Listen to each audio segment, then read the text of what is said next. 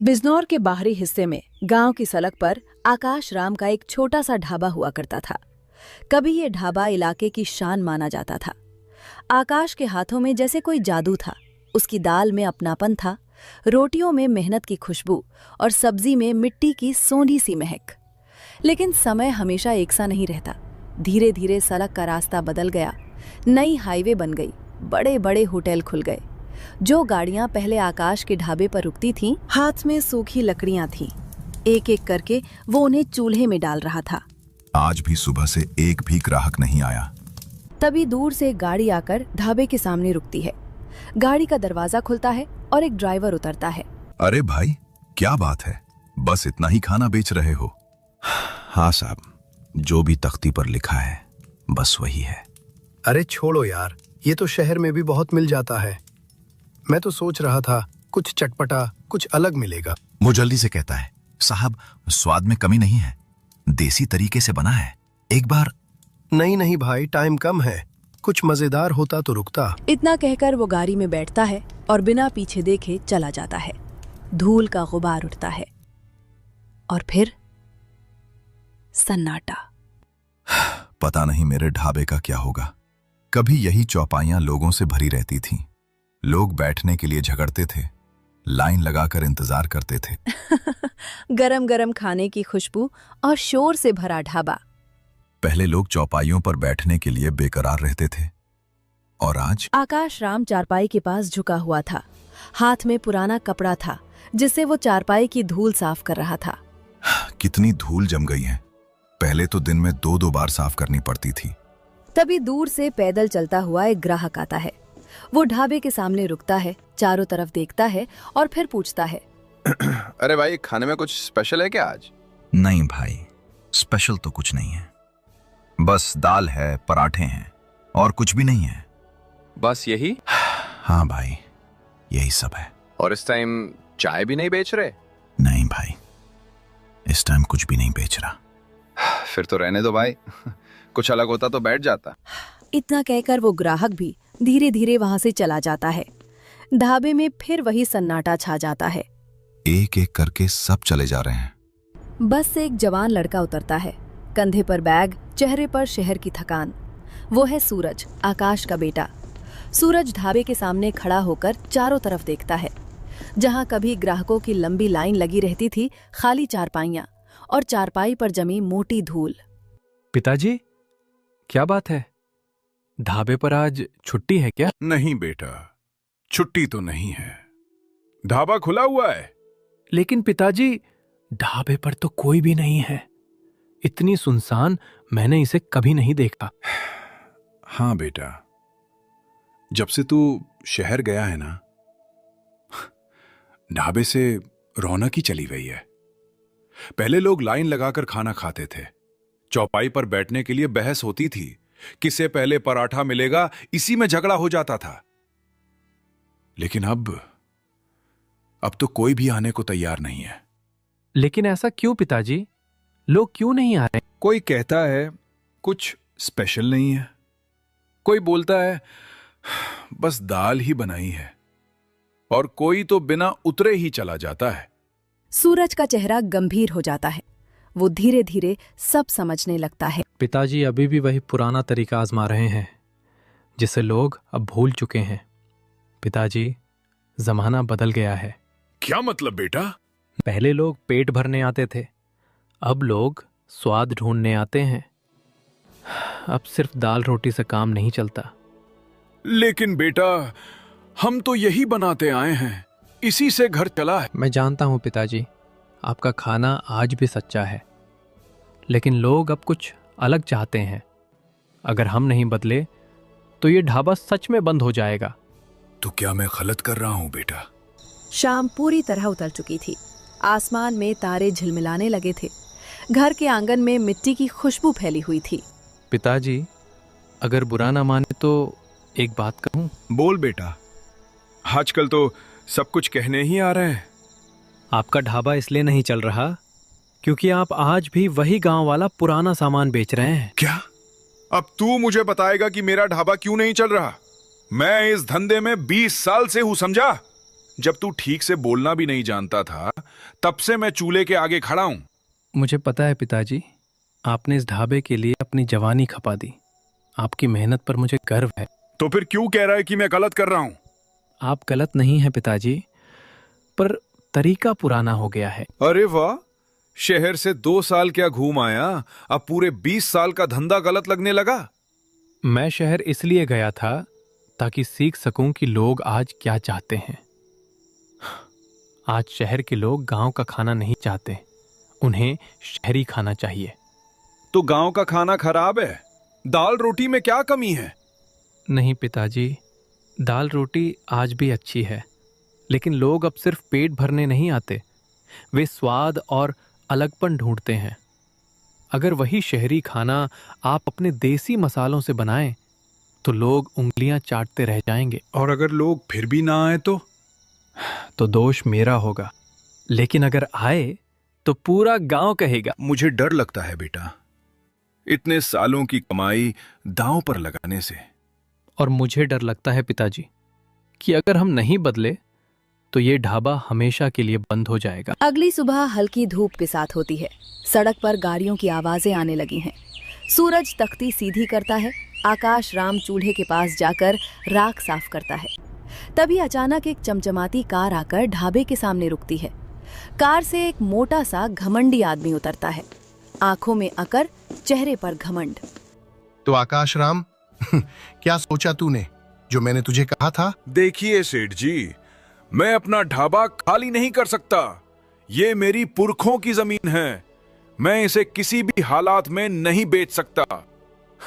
पुरखों की जमीन? अरे आकाश राम, भावनाओं से धंधा नहीं चलता। देख जरा, तेरा ढाबा वैसे भी नहीं चल रहा, धूल के सिवा यहाँ कुछ नहीं है। इससे अच्छा है मुझे बेच दे, मैं यहाँ एक बड़ा शानदार होटल बनाऊंगा। तेरा ढाबा हाईवे पर है, इसीलिए मैं खरीद रहा हूँ, वरना ऐसे ढाबे की कोई कीमत नहीं। अब हम अपना ढाबा नहीं बेच रहे। और तू कौन है? मैं आकाश राम का बेटा सूरज, और अब हम अपना ढाबा खुद चलाएंगे। तुम लोग इस ढाबे को? ठीक है, मैं तुम्हें 15 दिन का टाइम देता हूँ। 15 दिन?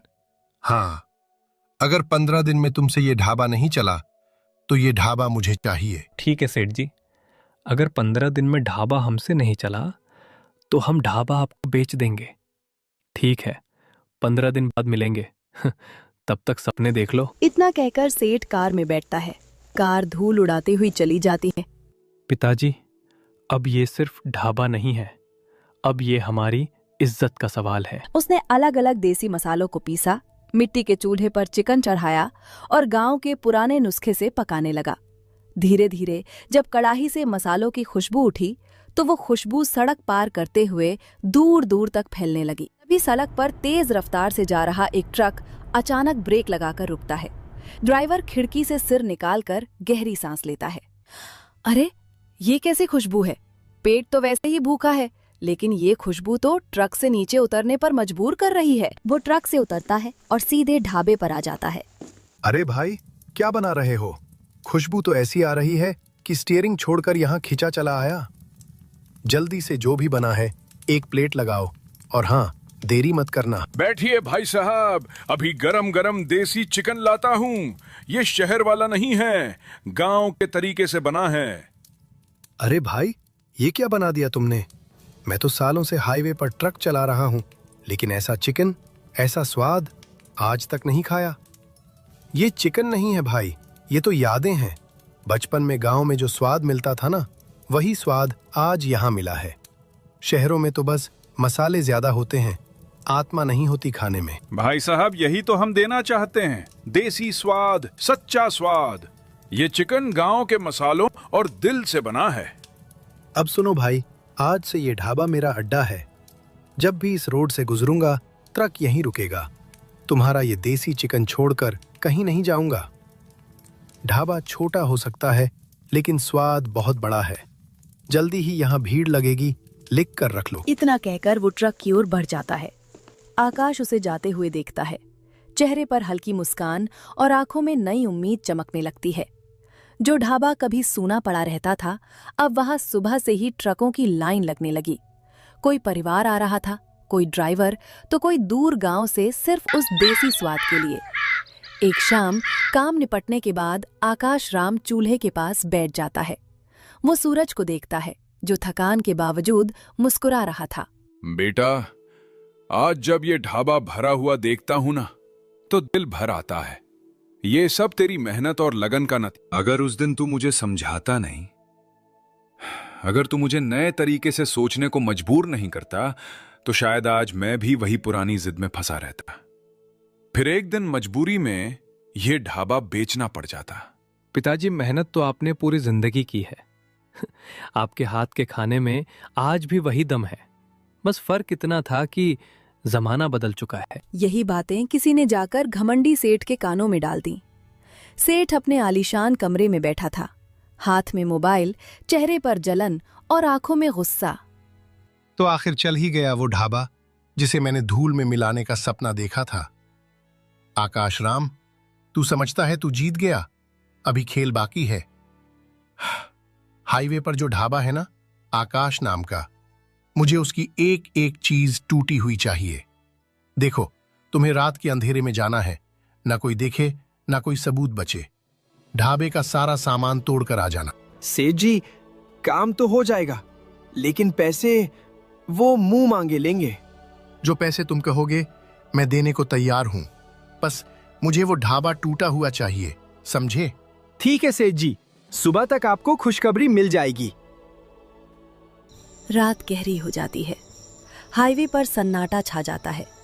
चांद बादलों में छुपा हुआ था और अंधेरा गुंडों का साथ दे रहा था। जल्दी करो, पहले कुर्सियां, मेज, फिर चूल्हा और बर्तन। कुछ भी खड़ा नहीं रहना चाहिए। कुछ ही देर में ढाबा उजाड़ सा हो जाता है। गुंडे इधर उधर देखते हैं और अंधेरे में गायब हो जाते हैं। सुबह की हल्की रोशनी फैल चुकी थी। हाईवे पर गाड़ियों की आवाज शुरू हो गई थी। आकाश राम कुछ पल तक चुपचाप खड़ा रहता है। आंखें नम हो जाती हैं, आवाज भारी हो जाती है। देख लिया बेटा, मैं तुझसे पहले ही कहता था, ये दुनिया मेहनत करने वालों को चैन से नहीं रहने देती। हमें पहले ही ये ढाबा छोड़ देना चाहिए था। सारी उम्र इसी ढाबे में निकाल दी। आज इसे इस हाल में देखकर दिल ही टूट गया है। पिताजी, ढाबा टूटा है, लेकिन हमारी हिम्मत नहीं। जो लोग डराकर हमें रोकना चाहते हैं, वो यही समझते हैं कि हम टूट जाएंगे, लेकिन हम किसी से डरने वाले नहीं हैं। ये लकड़ी, ये बर्तन, ये चूल्हा सब दोबारा बन सकते हैं, लेकिन अगर आज हमने हिम्मत हार दी तो फिर सच में सब खत्म हो जाएगा।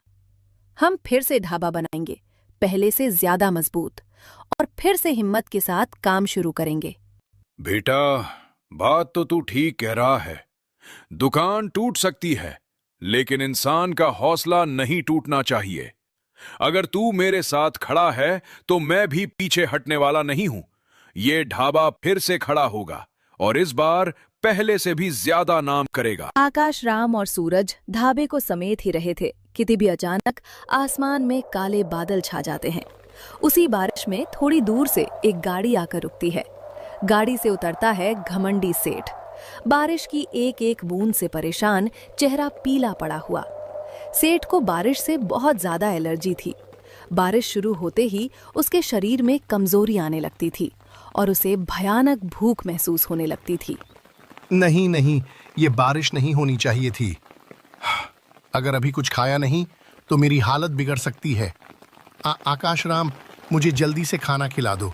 मुझे बहुत गंभीर बीमारी है। जब भी बारिश होती है मुझे भयानक भूख लगने लगती है। अगर मैं समय पर खाना नहीं खाऊं तो मेरी जान भी जा सकती है। मैं हाथ जोड़कर तुमसे विनती कर रहा हूं। आकाश राम बिना देर किए चूल्हा जलाता है, जो थोड़ा बहुत सही सलामत बचा था, और तुरंत गरम गरम देसी चिकन परोस देता है। सेठ कांपते हाथों से पहला निवाला खाता।